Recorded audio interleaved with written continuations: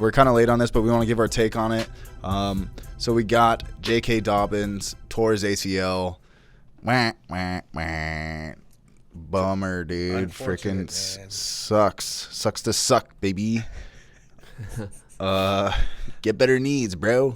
Man. Did you see the hit, though? It's pretty gnarly. Yeah, man. Yeah, it's kind of one of those things where one guy goes high and the other guy goes low, and he kind of just got sandwiched right in between them.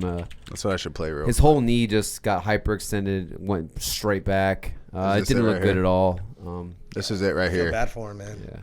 Yeah. For audio listeners. We're just playing it on the YouTube channel if you're watching on there for the audio listeners, like you said. But, it's just unfortunate. I mean, J.K. Dobbins, he goes down, second year running back out of Ohio State. A lot of people were projecting big things there. Prior to doing this episode, J.K. Dobbins was actually going to be one of my do not draft guys. Oh. And, obviously now I can't do it because he's out. So, yeah, definitely don't draft him.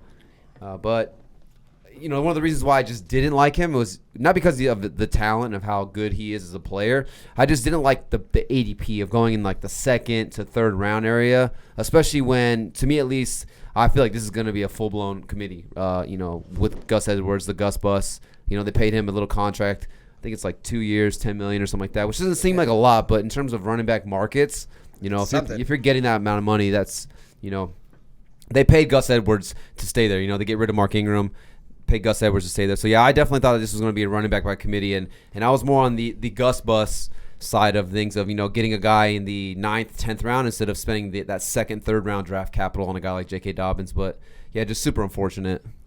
By the way, what's it called? Yeah, and you put your money where your mouth is. We did a draft last week, and you went out and you got Gus Edwards. I did get Gus Edwards. In the 10th round, I think. So I will say you're somewhat lucky, but you were ahead on the committee thing, and it happens. ACL tears happen, and 4 days after our draft, you got the starting running back for the Ravens. Baltimore, for the run heaviest team in the NFL. Got himself an RB2 right there. Yeah, it's pretty pretty lucky, but it's still You put your money where your mouth is. I'll say that. Yeah. So with that being said, Gus Edwards, he was going in the 10th round, give or take 9th, 11th, in that area. Obviously now with the injury, him being the starter, where would you guys feel comfortable? Because I've seen some mock drafts where he's going in I think it was the third round, kind of basically replacing where J.K. Dobbins was going almost in a sense, in that third round area. Where would you feel comfortable drafting him? I've seen him go later still, but I haven't done a ton of mock drafts since this happened. I don't think I would take Gus Edwards in the third round. Yeah, me either. Yeah, because you're looking in some guys we're going to talk about later, like Chris Carson area, David Montgomery. I'm going to take those guys over Gus Edwards every time. It is intriguing with the offense that he's in, like you said, the run heaviest. And he's already been proven to be effective even with J.K. Dobbins there. So I would say back and forth, right? 1, 2, back into the fourth if he's there, depending on my strategy. But man, I think he could pay off. That Ravens offense was good. J.K. Dobbins himself had 7 rushing touchdowns the last 7 weeks. He had at least one touchdown in 6 of the last 7 weeks. So he was definitely a league winner once he came into his own. And Gus is, he's not as fast, but he's physical, and they'll give him those goal line carries. Yeah, I would say fourth. Third, just there's too many guys I like already, and that could be because I've already done X amount of mocks, so where I'm like, all right, I already think I know who's going to be there. But if he's there in the fourth, I'll snag him up. I don't think he gets past the end of the fourth. Going into the fifth, I don't see him being there. Yeah, I'm talking 12-man leagues, 12 and more, 10. Yeah. Every team is loaded. It's hard to have a bad team on paper with the 10-man league, but for 12, I don't see him getting past that 48, that ADP 48.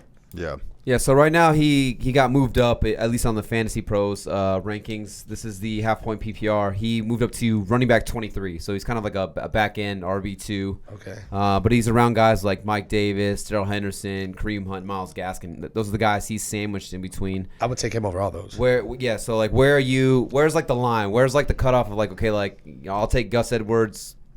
Or okay. If these guys are gone, then I'll take Gus Edwards. Where does it draw the line? Because some of the guys ahead of him, you have Josh Jacobs, who, little hindsight, he's on my do not draft list. You got Miles Sanders, James Robinson, DeAndre Swift, Montgomery, Chris Carson, Clyde Edwards-Helaire. So that's those are all the guys ahead of him. So where do you draw the line of okay, these running backs are gone. Gus Edwards is still on the board. I'm willing to take Gus Edwards ahead of a Kareem Hunt or a Myles Gaskin.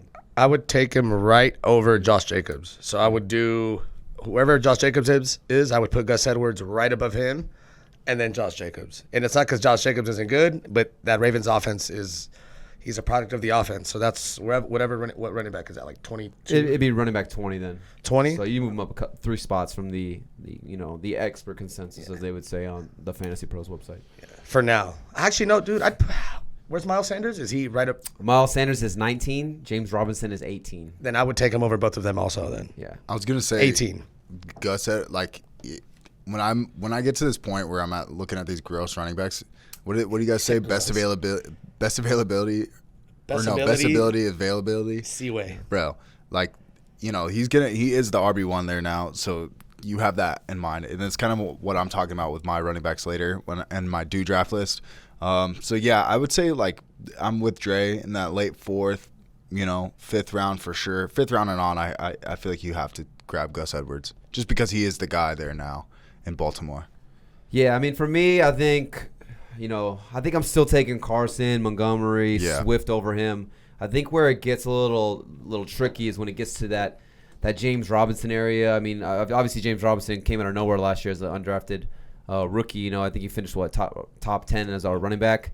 So that'd be hard to that's kind of where I meet the middle right there. But I think I'm taking Gus Edwards over Miles Sanders. Right now. I think Jalen Hurts is going to eat into that production. Boston Scott's been getting a lot of rave. They got your boy Kenny Gainwell. He looks good. Out of Memphis. Yeah, so it's good. And then like I said, I don't like Josh Jacobs. Darrell Henderson will be in that tier kind of area too with him. But yeah, I think I'm gonna have to have Gus Edwards in my top 20 running backs now, and I think he'll be like a solid middling like RB2 for you. I think he's gonna be consistent. I think he's gonna get you at least 15 carries every single game, and then some goal line carries. I mean, last year J.K. Dobbins 8 carries inside the 5. He's not there anymore. But then you had Gus Bus get 9 carries inside the 5. We were looking at the stats right before we recorded, and I think Lamar Jackson had 1 or 2 inside the 5. So when they got inside the 5, they weren't really utilizing Lamar Jackson. They were punching it in with J.K. They were punching it in with Gus Edwards. Obviously they have Justice Hill still there. Another guy, I believe his name is Tyson Williams. So those guys are going to get utilized to some degree as well. But I think we could see Gus Edwards, when they get in close, push 15 to 16 carries inside the 5, and that type of production is usually top 10 in terms of how many carries you're getting inside the 5, and touchdowns are king, especially in fantasy football. So you're going to tell me there's a guy who's going to have like the high percentage of a touchdown rate or touchdown chances. Give me that guy all day. I think the 4th round is right what you guys are saying. I think the 3rd round might be a little too high. Dude, and he's averaged 5.2 yards a carry for his career. I mean, and that's hot. That's not bad. I've seen worse. Definitely. Especially in that offense. I mean, that's sneaky. I was surprised when I saw that. Well, he's never averaged less than 5. That's crazy. So that's really good. Like 4 is good. I feel like. For sure. What's it called? What do you guys think about like those other guys like Justice Hill and Tyson Williams? Because I've seen a lot of people going and picking up Tyson Williams in leagues. Well, they just declared him the backup. Yeah. The thing with Justice Hill is his size. Tyson Hill or whatever, Williams. Yeah, you don't know much about him, but I mean, he's going to get a chance. He'll be like the 3rd down. I mean, Gus Edwards can't play every damn down, so he'll get his touches.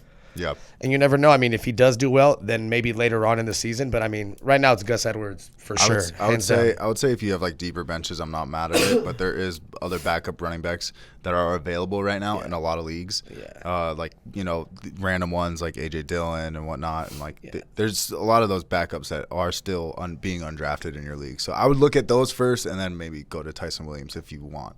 In Dynasty, though, snag him up. For sure. You always want, if you can get a number 2 for any team. Yeah. In Dynasty, you snag it up. Yeah, I like Tyson Williams. I think if Justice Hill was the guy, you don't go out and draft J.K. Dobbins last year. You don't go out and re-sign Gus Edwards to keep him along. And then you don't go out and draft Tyson Williams if Justice Hill's the guy.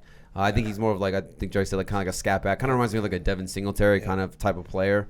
So I think he said 3rd downs and stuff like that. Yeah. I do think Tyson Williams should be rostered in every league. I think if we were rostering Gus Edwards with J.K. Dobbins, as the 1A 1B kind of scenario, I do believe that Gus Edwards is going to be like the alpha now. He'll be the 1. Like there is no longer a 1A 1B as it was before. I think it's Gus Edwards as the 1 and Tyson as the 2. But I mean the second running back on the run heaviest team in the NFL has to have some type of value. You know, Yeah. whether he's getting 8 to 10 carries or 8 to 10 touches a game.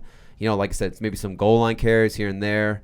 And then, you know, God forbid if anything happens to Gus Edwards, next man up, and boom, now he's that guy. So I do think that, you know, if you have that extra spot on your bench, you know, what's the point of holding on to your sixth receiver who's never going to step into your starting lineup when you can go out and get a guy like Tyson Williams and hold him on your bench who, like I said, I do think he's going to get utilized out of that backfield. And then, like I said, if Gus Edwards goes down, he becomes the guy. Yeah. So Yes. At 6 foot, 200 pounds, he's more than capable of going in there, you know. big Yeah. boy. Big boy. Okay, that's enough Baltimore Ravens talk. As a Steelers fan, I'm freaking sick of it, baby. I saw you, dude. He threw up twice while we were talking. I barfed. Barf.